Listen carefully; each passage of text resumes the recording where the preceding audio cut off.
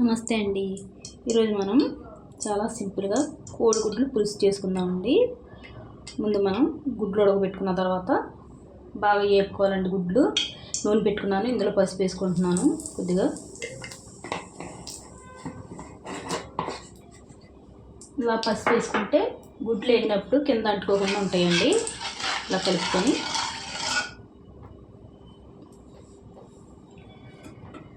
గుడ్లకి ఘాట్లు పెట్టుకున్నానండి.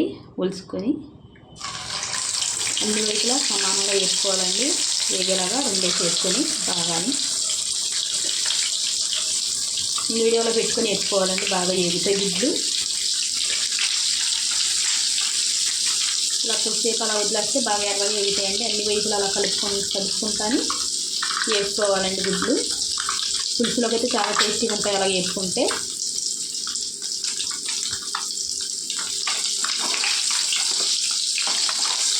అలా వేగాలండి అన్ని వైపులు అలాగేనండి. ఇంకా గుడ్డు చుట్టూరు వేపుకోవాలండి. ఇలాగా చూడండి, ఇలా వేపుకోవాలండి. మనం అన్ని గుడ్లు వేపేసుకుందాం. అలాగే చూడండి, నేను అన్ని వైపులా బాగా సమానంగా వేపుకున్నానండి గుడ్లు పులుసుకి. నూనె పెట్టుకున్నానండి స్టవ్ మీద. నూనె వేడెక్కాలండి. చూడండి, నూనె వేడెక్కిందండి. ఉల్లిపాయలు వేసుకుందామండి. 3 ఉల్లిపాయలు తీసుకున్నానండి నేను. ఎక్కువ మంది ఉంటే ఎక్కువ ఉల్లిపాయలు తీసుకోవాలండి, తక్కువ మంది ఉంటే తక్కువ. నాకు తగ్గట్టు పులుసుకి ఎంత కావాలో అంత. చూడండి, 4 టమాటాలండి, ఒక 5 పచ్చిమిర్చి అండి. ఉల్లిపాయలు వేగడానికి రుచికి తగినంత ఉప్పు అండి. పులుసు కదండి, కొద్దిగా ఎక్కువే పడుతుందండి ఉప్పు. కొద్దిగా పసుపు వేసుకుందామండి.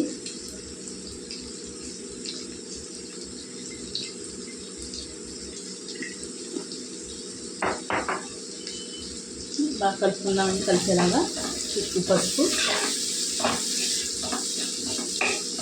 ఉల్లిపాయలు బాగా వేగాలండి.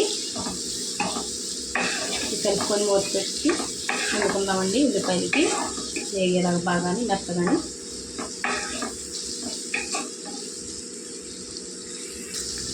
ఉల్లిపాయలు వేగాయండి, కొద్దిగా వేస్తే సరిపోతుందండి. మెత్తగా వేసుకోవాలండి ఉల్లిపాయలు. ఉల్లిపాయలు మనం మిక్సీ వేసుకుని అయినా పేస్ట్ కింద అయినా వేసుకోవచ్చండి, చిక్కగా కావాలంటే గ్రేవీ. ఇలా కూడా చాలా టేస్టీగా ఉంటుందండి. కొద్దిగా వేగాలండి. చూడండి, ఉల్లిపాయలు వేగిపోయాయండి. ఇప్పుడు నేను కొద్దిగా పచ్చి మసాలా వేసుకుంటున్నానండి, 1 స్పూను.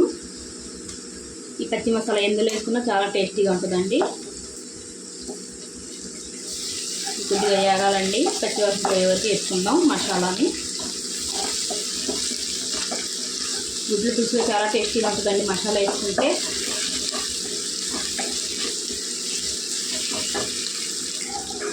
చూడండి, మసాలా వేగిపోయిందండి. ఇందులో కారం వేసుకుందామండి. మనం కారం మనం ఎంత తింటే అంత అండి చూసుకొని వేసుకోవాలి. పచ్చిమిరపకాయలు కూడా ఎక్కువ వేసుకుంటున్నాం కదండి.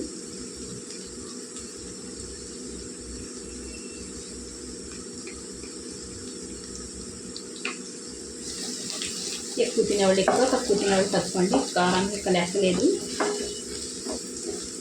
కారంగా తినేవాళ్ళు ఎక్కువ వేసుకోవాలండి, తక్కువగా తినేవాళ్ళు తక్కువ, అంతేనండి. ఇంకా లెక్క. కొద్దిగా వేగింది కదండి, పచ్చివాసన పోవాలండి. కారం పచ్చివాసన పోతేనే టేస్ట్ ఉంటుందండి కూర, లేకపోతే కారం వాసన వస్తూ ఉంటుంది. కొద్దిగా వేగిపోయిందండి. ఇందులో మనం టమాటాలు వేసుకుందామండి. చెప్పాను కదండి 4 టమాటాలని. మూత పెట్టి టమాటా మగ్గించుకుందామండి. ఇప్పుడు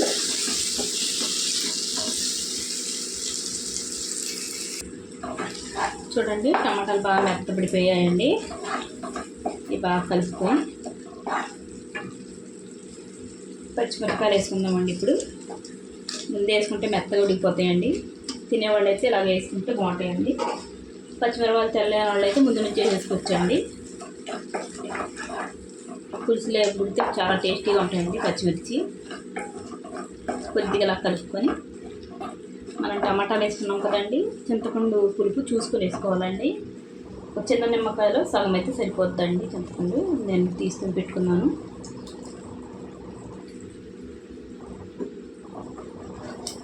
బాగా కలుపుకొని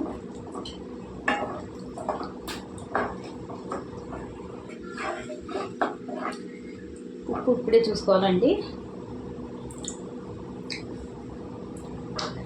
నాకైతే ఇంకొద్ది ఉప్పు పడదండి, పులుపు మాత్రం కరెక్ట్గా సరిపోయింది.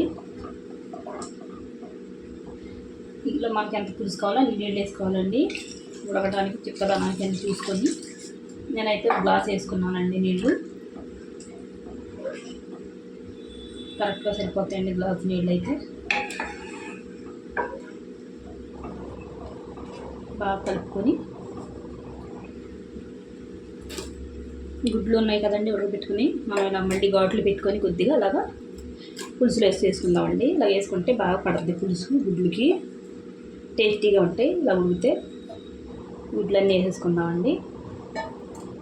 వేసుకొని మూత పెట్టి వండుకుందామండి. చూడండి ఇలా దగ్గరికండా వండుకుంటే బాగుంటుందండి. ఈ చిక్కదనం అయితే సరిపోద్దండి. గుడ్ల పులుసు చాలా టేస్టీగా ఉంటుందండి. గుడ్ల పులుసు కొద్దిగా కొత్తిమీర వేసుకుందాం. కొత్తిమీర నేను ఎక్కువ వాడతానండి, వేస్తే ఎక్కువైతేనే బాగుంటుంది టేస్ట్.